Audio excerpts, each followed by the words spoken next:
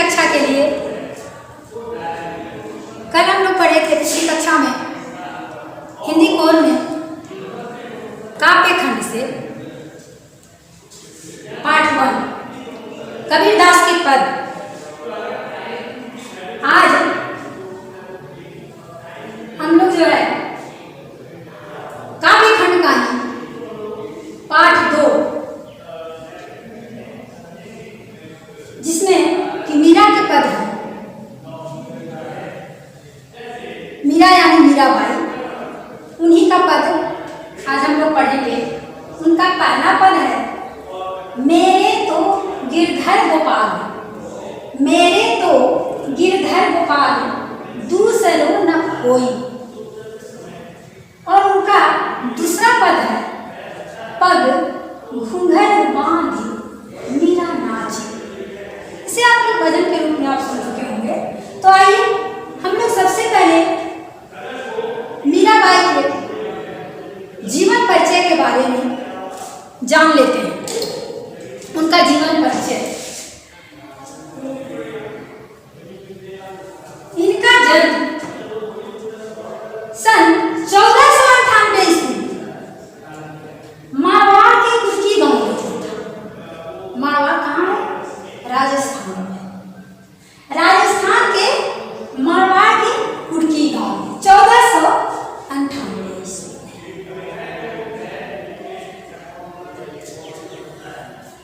यह विचित्र संयोग है कि मीराबाई ने जो रचनाएं की हैं, जो काव्य लिखे हैं, उस काव्य से उनके जन्म, जीवन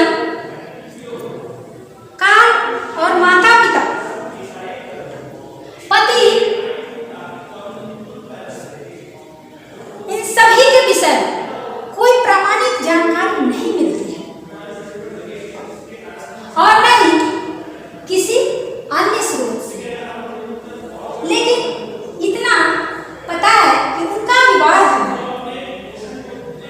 मेवाड़ के एक प्रसिद्ध राजवंश से हुआ था।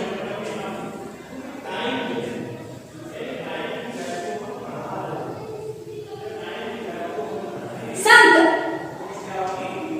रैदास, जिनको रविदास भी कहा जाता है, ये मीराबाई के गुरु थे। ऐसा कहा जाता है कि उनकी माता ने बचपन में ही भगवान श्री कृष्ण को उनका पति बता दिया था।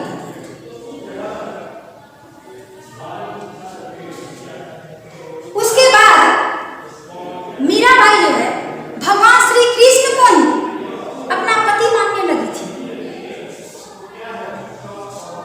परिणाम यह हुआ कि बचपन से ही उनके मन में कृष्ण भक्ति की भावना ले चुकी थी। यानी मीराबाई कैसी कवि है? भक्त। मीराबाई जो है भक्त कवित्री है, यानी उन्होंने भक्ति की रचनाएं लिखी हैं। इनका जो काव्य है वो भक्ति काव्य के अंतर्गत आता है। तो विचारों की सत्यता के प्रति आश्वस्त मीराबाई समस्त विघ्न और बाधाओं का डटकर मुकाबला,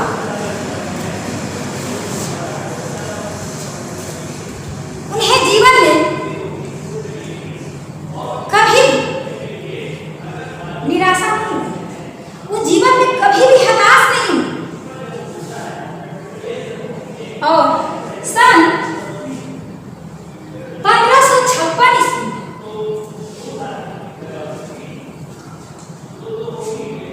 1546 ईस्वी में उनका जो है देहांत हो गया। मीराबाई की प्रमुख रचनाएं मीरा पदावली और नरसी जीरो मायो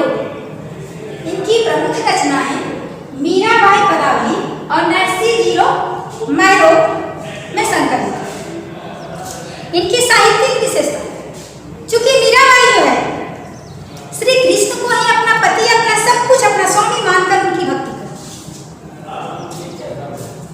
तो इनके काव्य का विषय श्री कृष्ण के प्रति अनन्य प्रेम और भक्ति है। उन्होंने प्रेम के संजोग और वियोग दोनों ही पक्षों का बड़ा ही सुंदर चित्रण किया है। इनका जो काव्य है कोई बंधी बधाई परंपरा में नहीं आता है। इनके विशिष्ट पद उनकी तीव्र अनुभूति में निहित है। मीरा के काव्य को प्रवृत्ति स्थापक भी कहा जाता है। इनकी भाषा से राजस्थानी और गुजराती मिश्रित ब्रज भाषा, इनकी भाषा जो है राजस्थानी और गुजराती का मेल लेते हुए ब्रज भाषा है।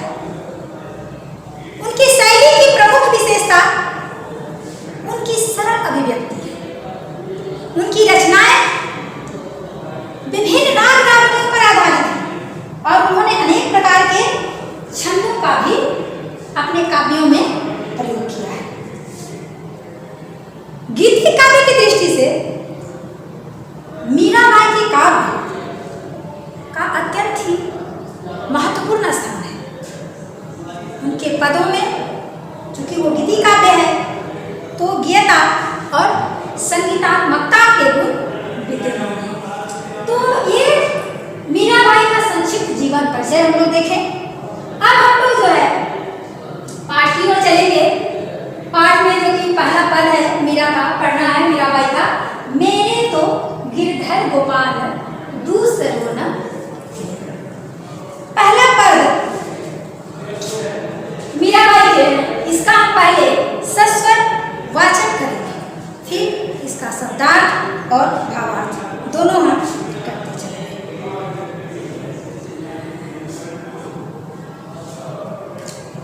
यह पद जो है कवित्री मीराबाई द्वारा रचित है। मीराबाई सब कुछ त्याग करके कृष्ण की भक्ति में लीन हो गई। वे कहते हैं अपने पद में कि मेरे तो गिरधर गोपाल, गिरधर गिरि को धारण करने वाला, पर्वत को धारण करने वाला, गोपाल गौओं को पालने वाला, वह कृष्ण के प्रेम रस में डूब करके सभी रीति रिवाजों और बंधनों से मुक्त होने की बात है। उन्होंने भगवान श्री कृष्ण को ही अपना पति और रक्षक मान लिया। तो उन्हें किस बात का डर? इसीलिए वह निडर होकर के कहती हैं कि मेरे तो गिरधर गोपाल दूसरो न कोई, जाके सिर मोर मुकुट मेरो पति सो। यहाँ भगवान श्री कृष्ण के बारे में वो कहती हैं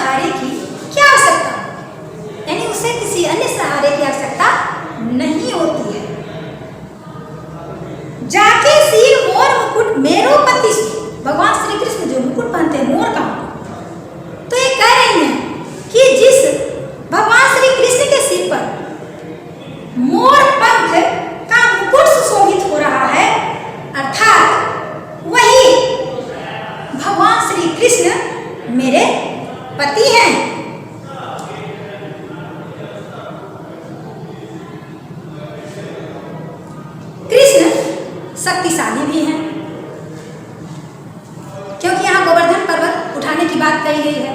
तो कोई कमजोर व्यक्ति तो गोवर्धन पर्वत को उठा नहीं सकता है, तो ये शक्तिशाली भी है और उसके साथ साथ उनकी सुंदरता का भी वे वर्णन करती है कि वे सुंदर है, मोर पंख का मुकुट पहने हुए हैं।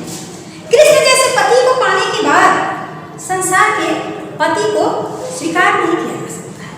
जब उनकी शादी हुई तो उनका वैवाहिक जीवन सुखमय नहीं रहा, क्योंकि वो तो पहले से ही भगवान श्री कृष्ण को अपना पति मान चुकी थी, बचपन से ही।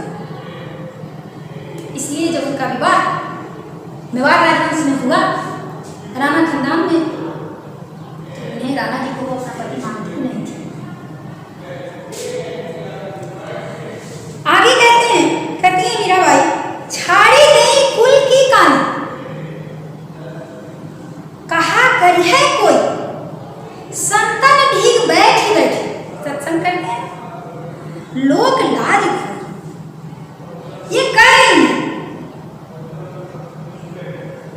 कि लोग कहते हैं, लोगों का कहना है मेरे बारे में कि मैंने कुल की मान मर्यादा का उल्लंघन किया है। संतों के साथ सत्संग कर करके, उनके साथ बैठ बैठ करके मैंने अपनी लोक और लज्जा सब कुछ खो दिया है।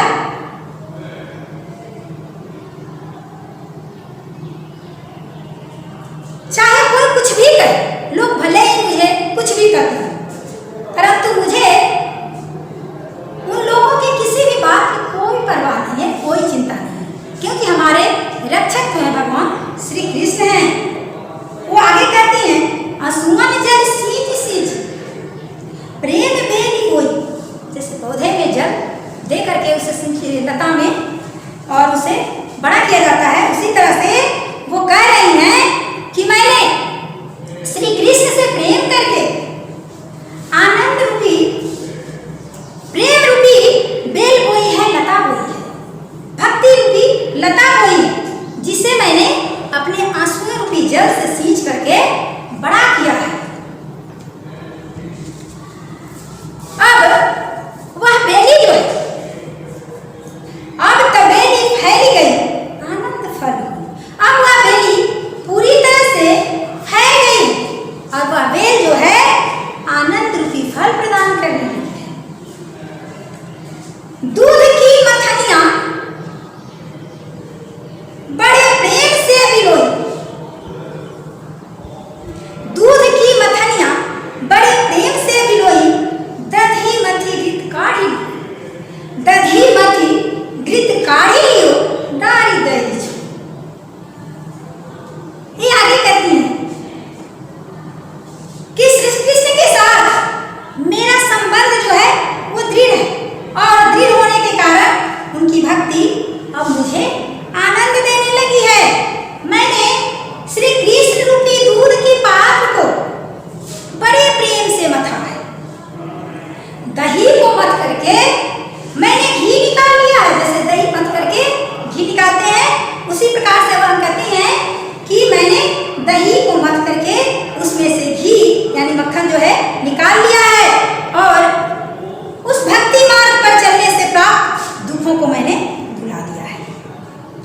भगत देखी राजी हुई, जगत देखी रोई, भगत देखी राजी हुई, जगत देखी रोई, दासी मीरा लाल गिरधर तार उड़ा।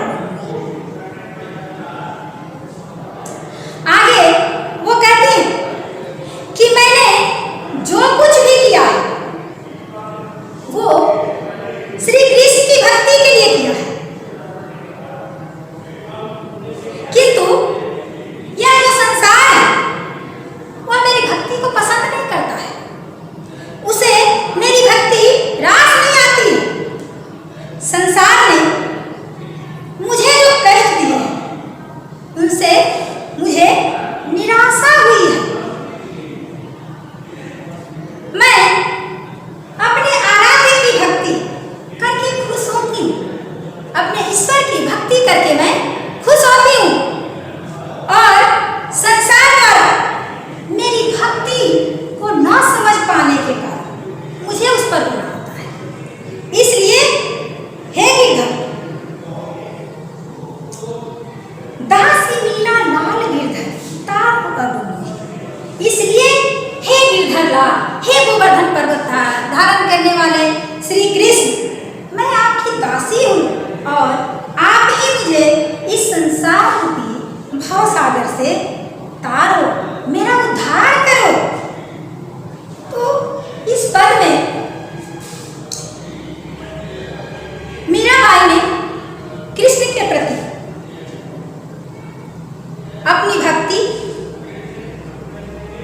और प्रेम को अभिव्यक्ति की। भक्ति में श्रद्धा और विश्वास होने के कारण भक्त जो है लोगों के द्वारा की गई बुराई का कोई परवाह नहीं करता।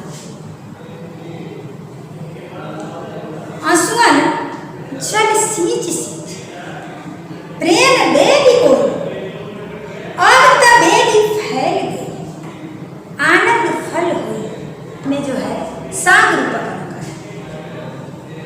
राजस्थानी के साथ साथ ब्रज भाषा का भी प्रभाव है। उनके पद में बोलचाल की भाषा की सरसता मिलती है।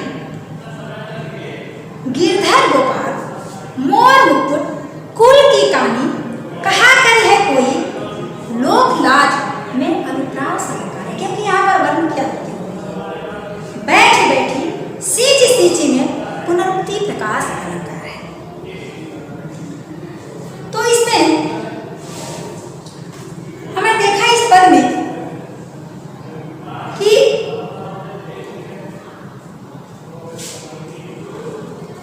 संसार इन्हें कष्ट देता था, इन्हें ताने मारता था। हमने सुना एक बार ऐसा हुआ कि मीराबाई को तरह तरह के कष्ट दिए जाते थे, तरह तरह के दंड दिए जाते थे, ताकि उनसे उनके ससुराल वालों को छुटकारा मिल जाए। एक बार उनके लिए विष का प्याला भेजा गया, राणा जी ने भेजा। वह उसे भी हंसते हंसते पी गई और उन्हें कुछ भी नहीं। कहते हैं जिसके ऊपर भगवान का हाथ होता है उसको कोई बाल विवाह नहीं कर सकता है। मीराबाई ने वो विष पी गई मीराबाई, लेकिन उन्हें कुछ भी नहीं हुआ। तो ये इस तरह से उन्हें जो है प्रताड़ित किया जाता था। अब हम लोग जो है दूसरे पद को देखेंगे। पद घुंघरू बांध मीरा नाची। इस पद में जो है मीरा ने अपने स्वामी, अपने पति, अपने प्रभु भगवान श्री कृष्ण के प्रति अपने अनन्य प्रेम को प्रकट किया है। उन्हें अपने कुल परिवार के विरोध और अत्याचार का सामना करना पड़ा। मीरा अपने प्रेम के बल पर हर तरह की बाधा को पार करती है। मीरा कहती है, सस्वर वाचन भी करेंगे और साथ में भावार्थ भी करते चलेंगे। पग घुंघरू बांधी मीरा नाची। वो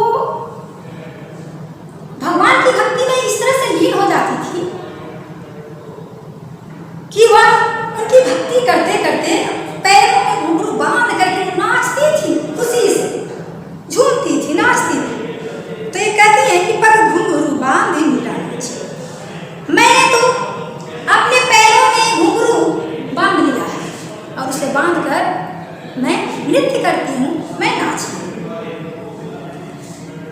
मैं तो मेरे नारायण से, मैं तो मेरे नारायण से आप ही हो गई साची। ये कहते हैं कि मैं ये जो घुंघरू बांध करके नृत्य करती हूँ, तो मेरे इस नृत्य करने से लोगों ने मुझे पागल कहा। मेरे परिवार के लोगों ने, मेरे परिवार के सदस्यों ने मुझे कुल की कलंकिनी कहा, अर्थात कुल की मर्यादा को समाप्त करने वाली घोषित की। किसने जो है मेरे कुल की मर्यादा का नाश कर दिया। मीरा के इस नृत्य से, इस रस आचरण से दुखी होकर के, व्यथित होकर के कुल की मर्यादा की रक्षा के विचार से राणा जी ने जो है उनके पास विष का प्याला भेजा। देखिए क्या कहती हैं, लोग कहे मेरा भई बावरी, मीरा तो पागल हो गई है। न्यात कहे कुलियासी, सगे संबंधी कहते हैं कि इसने मेरी मर्यादा, घर की मर्यादा, कुल की मर्यादा सब कुछ जो है खत्म कर दिया। के लिए राणा ने उनके पास विष का प्याला भेजा। विष का प्याला राणा भेजे पीवत मीरा, जिसे उन्होंने, जब राणा जी ने विष का प्याला भिजवाया तो मीराबाई ने उसे हंसते हंसते पी लिया। उन्होंने तो अपना जो है तन मन सब कुछ पहले से ही श्री कृष्ण के भक्ति में, श्री कृष्ण के चरणों में अर्पित कर दिया है, न्यौछावर कर दिया है। वे तो सिर्फ उनके दर्शन रूपी अमृत की ही प्यासी हो रह गई हैं। ये कहती हैं, मीरा के प्रभु गिरधर नाथ सहज मिले कविदास।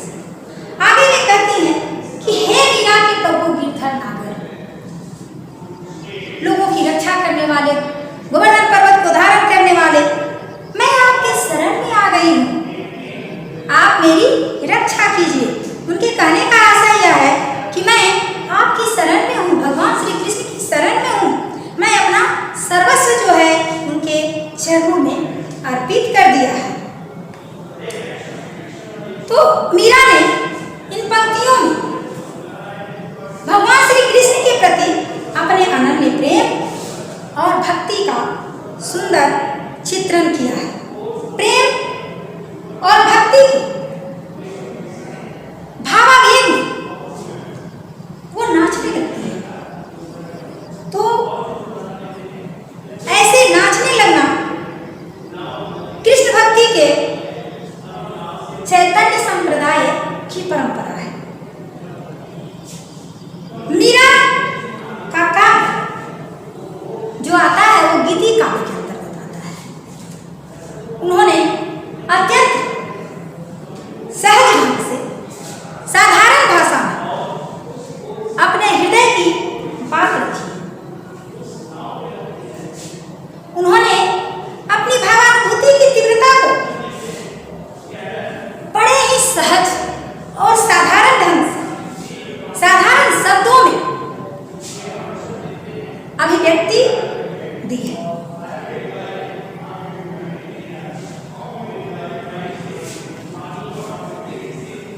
तो ये जो है हम लोग मीरा के पद जो है उसका भावार्थ किए, और अब हम लोग जो है इसका प्रश्न उत्तर करेंगे।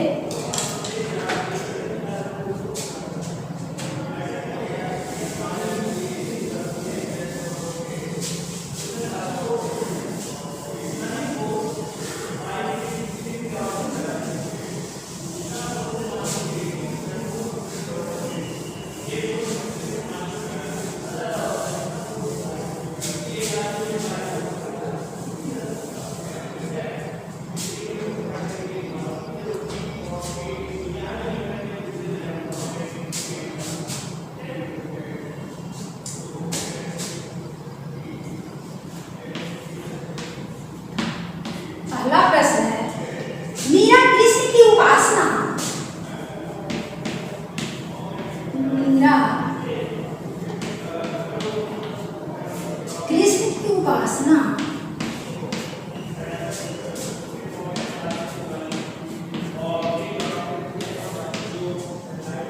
किस रूप में करती है?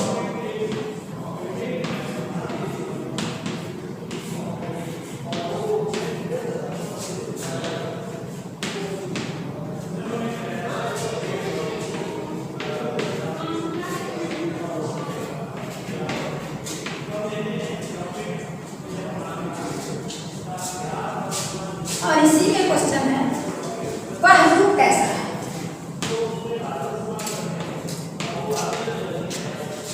वह रूप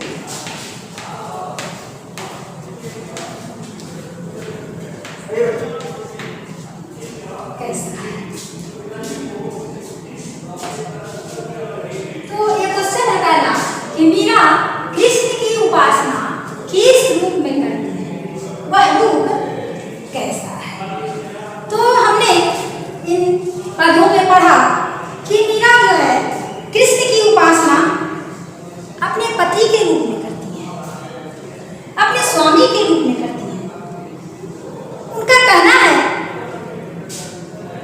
कि जो भगवान श्री कृष्ण गोवर्धन पर्वत को धारण करने वाले शक्तिशाली पुरुष है, जिन भगवान श्री कृष्ण के सर पर मोर पंख से बना हुआ मुकुट शोभायमान है, वही भगवान श्री कृष्ण मेरे पति हैं। भगवान श्री कृष्ण शक्तिशाली भी है और वे शक्तिशाली होने के साथ साथ सुंदर भी हैं। तो इसका उत्तर यही होगा। और दूसरा प्रश्न है,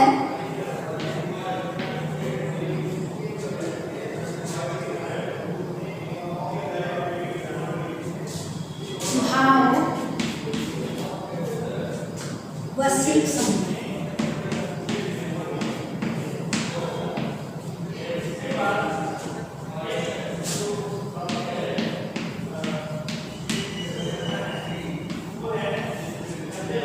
स्पष्ट कीजिए।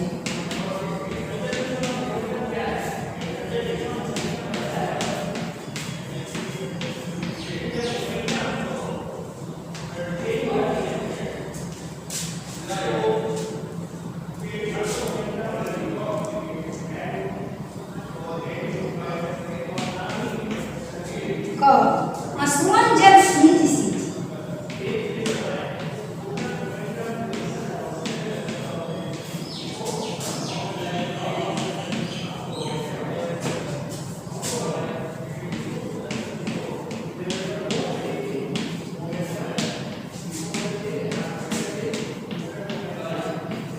आसमान जल सींच सींची प्रेम बेली बोई।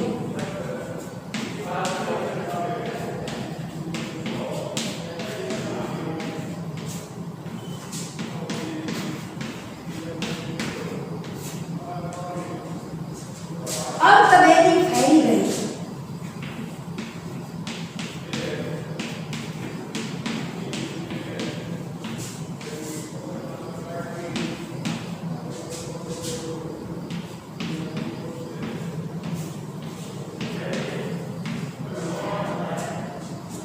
आनंद फल हुई।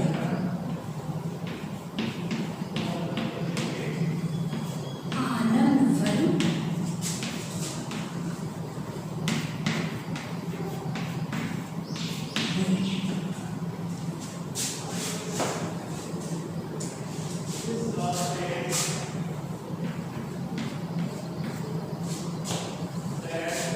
तो यहाँ प्रश्न दूसरा है, भाव व शिव सौंदर्य स्पष्ट कीजिए।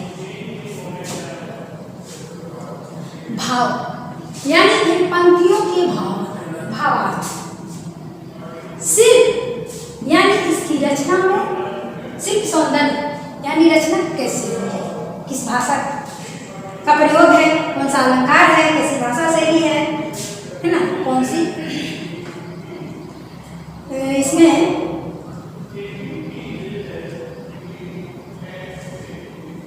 इसका भाव सौंदर्य दे करके, भाव सौंदर्य लिख करके डैश देंगे, लिखेंगे कि कृष्ण के प्रति मीरा का प्रेम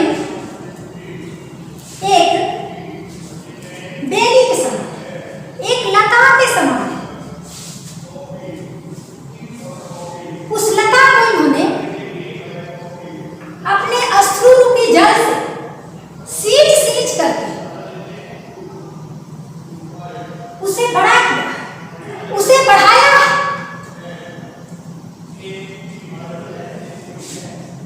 जिस प्रकार से बेल यानी कि लता फैल करके फल देने लगती है, उसी प्रकार से जो है मीरा बाई की जो भक्ति है भगवान श्री कृष्ण के प्रति, वो भक्ति भी बहुत ही प्रगाढ़ हो गई है और वह भक्ति अब जो है आनंद फल देने लगी है।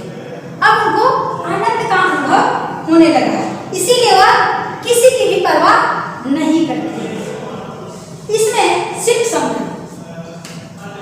सौंदर्य में है, यहाँ साम रूपक अलंकार है, इसके अंतर्गत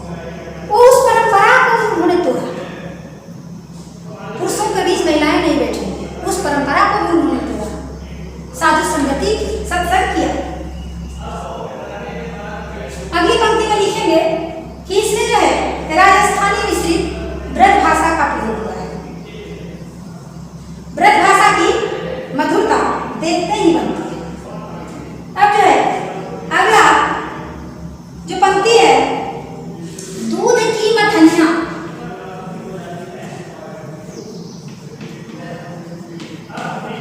दूध की मथनिया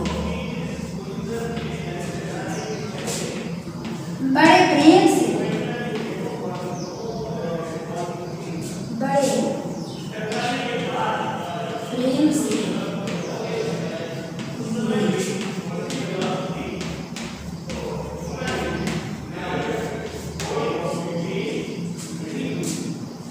दधी मथी धिक्कारी,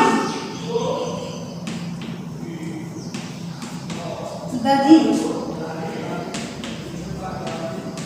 मथी धिक्कारी,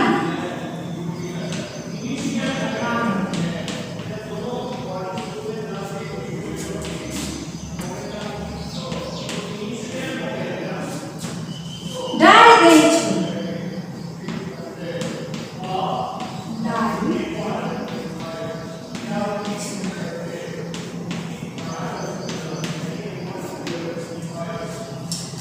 अब इसका हम पहले भावार्थ करेंगे। भाव सौंदर्य में यहाँ भगवान श्री कृष्ण की भक्ति रूपी दूध मथने अर्थात उसे अपनाने के बाद उनके प्रेम रूपी घी को प्राप्त करने की बात है, यही इसका भाव है। अब शिव सौंदर्य, इसमें सांकेतिक भाषा का प्रयोग किया गया है। दूध ने मथनिया से व्यंजना, जिस प्रकार दही को मथ करके उसमें से घी निकाला जाता है, उसी प्रकार कृष्ण की भक्ति से उनका प्रेम प्राप्त करने की बात है। अगला क्वेश्चन,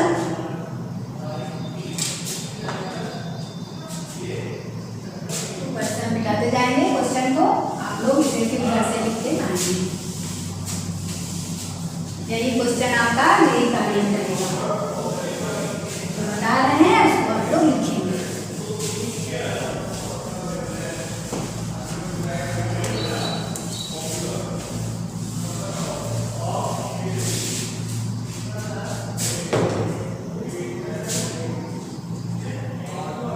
अगला क्वेश्चन है प्रश्न संख्या 3।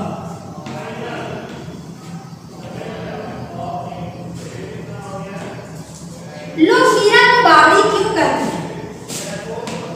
लिख लीजिए क्वेश्चन। लोग मीरा को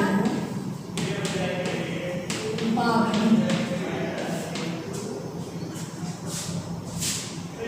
क्यों करते हैं?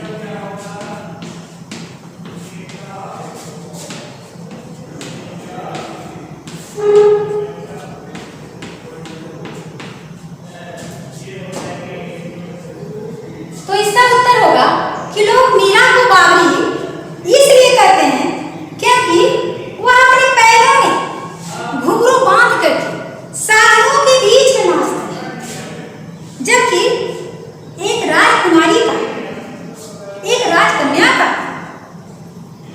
इस प्रकार से नाचना प्रचलित परंपराओं और मर्यादाओं के विरुद्ध समझा जाता था, इसीलिए लोग मीरा को बावड़ी करते हैं।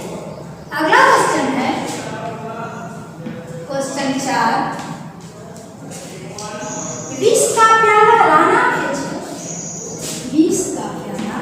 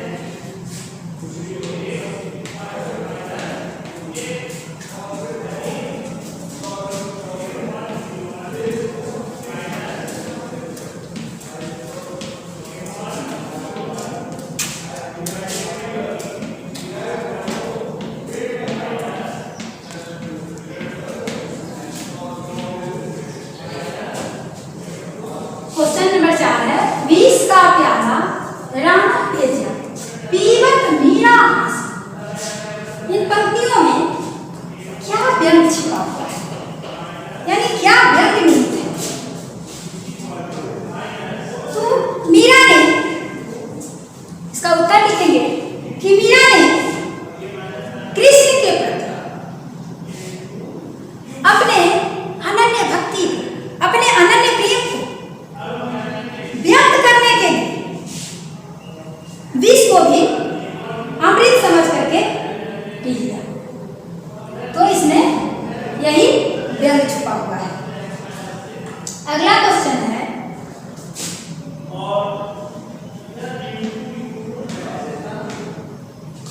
पांचवा,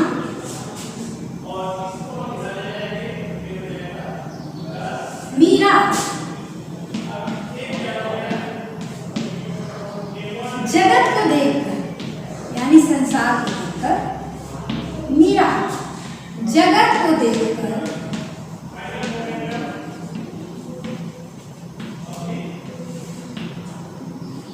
रोती क्यों है?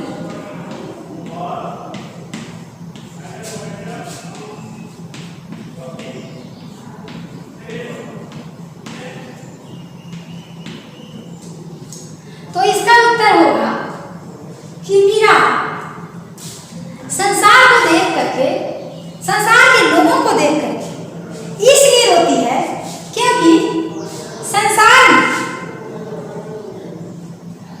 श्री कृष्ण के प्रति उनकी भक्ति को नहीं समझा और उसे अनेक कष्ट सहन करने पड़े। संसार ने उनकी इस प्रकार की भक्ति को पसंद नहीं किया, इसीलिए इन्हें जो है संसार को देख करके रोना आता है, क्योंकि वे इनकी भावनाओं को समझ ही नहीं पाए, इनकी भक्ति को पहचान ही नहीं पाए, इसीलिए इन्हें रोना आता है, ये रोती है।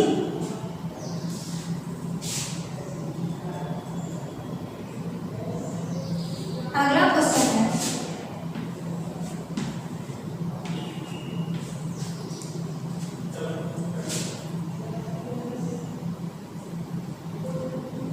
लोक लाज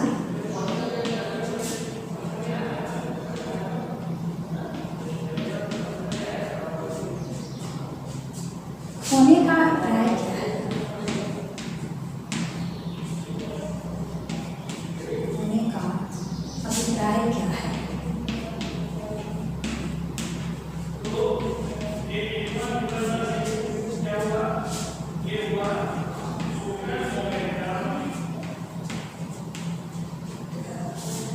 तो इसका उत्तर होगा कि लोक लाज होने से अभिप्राय, यानी कवित्री का अभिप्राय यह है कि समाज में अपने मान सम्मान को नष्ट करना, अपने मान सम्मान को नष्ट कर देना, यही जो है लोक लाज होने का अभिप्राय है। अगला क्वेश्चन है,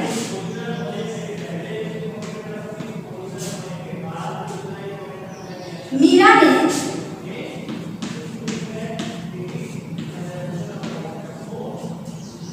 सहज मिले अविनाशी, सहज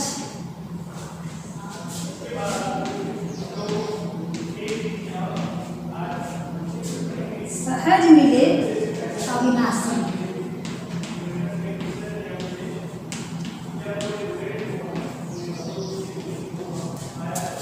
क्यों कहना है?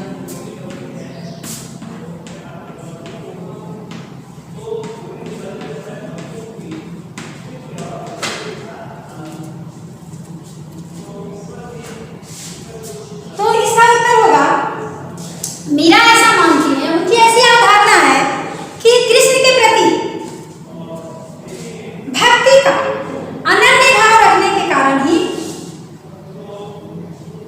उस ईश्वर की, उस शाश्वत ईश्वर की प्राप्ति स्वाभाविक रूप से हो जाएगी। इसीलिए मीरा ने कहा है सहज मिले अविनाशी, सहज मिले अविनाशी। आखिरी क्वेश्चन है, अंतिम क्वेश्चन, लोग कहे मेरा भाई बाबू,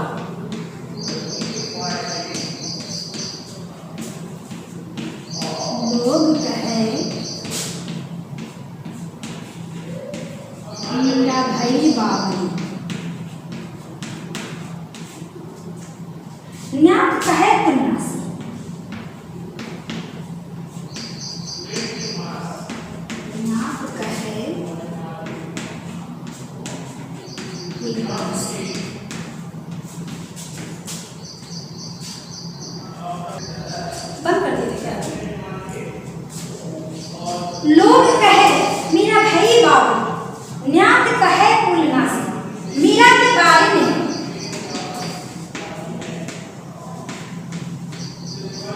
लोग यानी कि समाज और न्याय यानी कुटुंब